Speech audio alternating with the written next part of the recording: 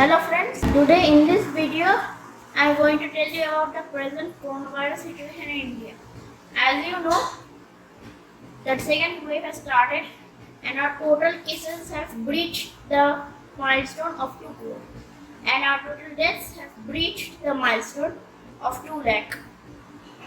And we only have 2 vaccines from Covaxin and Covishield.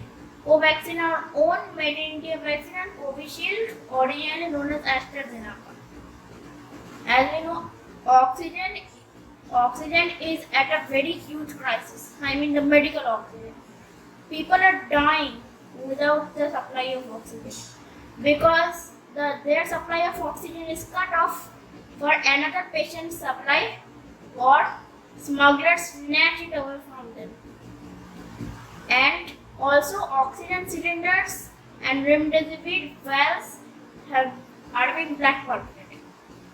The price of oxygen cylinders are almost 10 times the price of normal markets, and remdesivir 9 times the price of normal markets in all these black markets.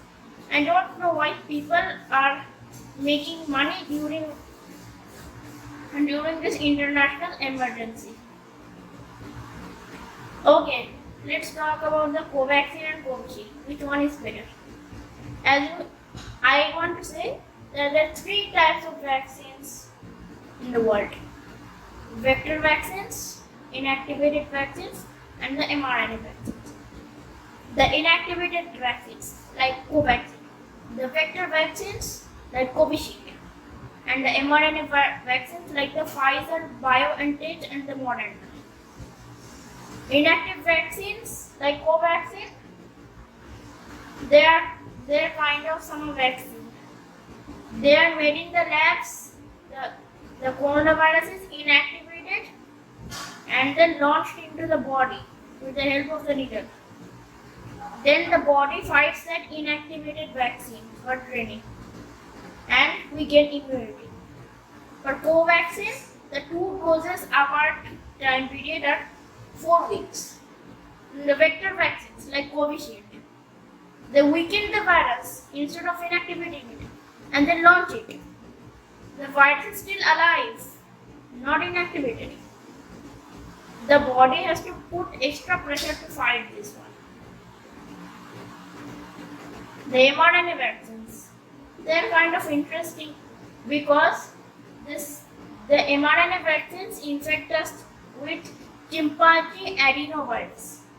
As we know, ours and chimpanzees' DNA are very similar, 90 to 95% match. So, in the adenovirus RNA is thrown away and instead a SARS-CoV-2 RNA is put. So, in the adenovirus combined with the SARS-CoV-2 RNA, then it is sent into the body so that it clashes with the immune system and the immune system responds. But the Moderna is something else. Instead of using chimpanzee adenovirus, they use human adenovirus, which is a tad different from the chimpanzee type. Okay. They also inject the RNA into that human adenovirus and then inject it in our body again. Also, they sometimes separate the RNA of the SARS-CoV-2 and inject it in our body. They take the RNA from a protein spike of the corona. The RNA goes into our body, enters the body, and cultivates corona spikes. Protein spikes. This the antigen fights.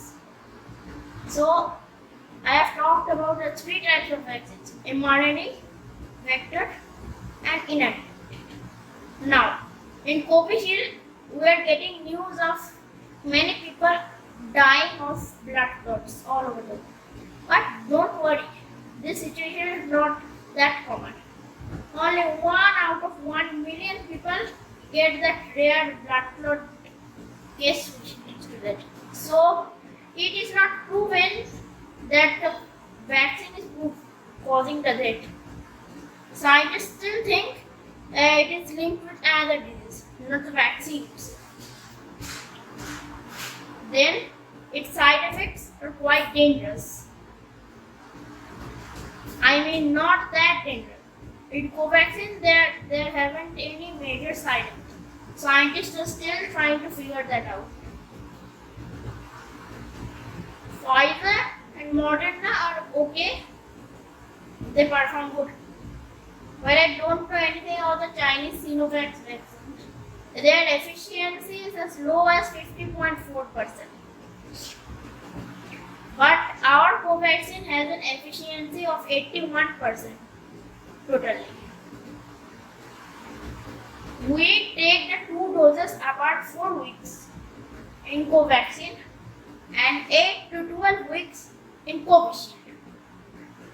Pfizer, Sputnik and Moderna haven't reached India though, and I don't think Pfizer will never reach India because Pfizer needs to be stored in minus 70 degrees cool refrigerators, and I don't think India never has made that one or does not have the mind to make that one. On the other hand, I think the Moderna can somehow reach India because it requires a temperature of 4 degrees Celsius to store. The Indian refrigerators at 4 degrees, so they can transport the Moderna quite easily.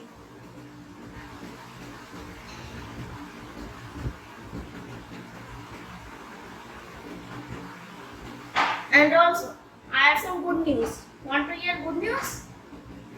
Yes. The second wave is slowing down and our recovery rates are rising from 97% to 99%. Can you believe it? 99% even during this harmful wave. Scientists are saying that the second wave is ebbing down and there will be a gap of 6 to 7 months within the second wave and the third wave. But I think if the third wave comes, then India will go totally bananas because the third wave will be far more dangerous than the second wave.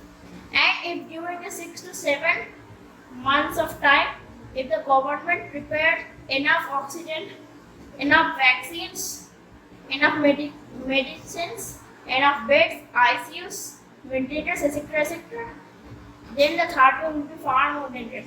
And another fact, you will be shocked. Remdesivir has no effect against COVID. But it does slow down the spread of COVID all over the world. Actually, I can say that Remdesivir slows the COVID spread down all over the body and reduces the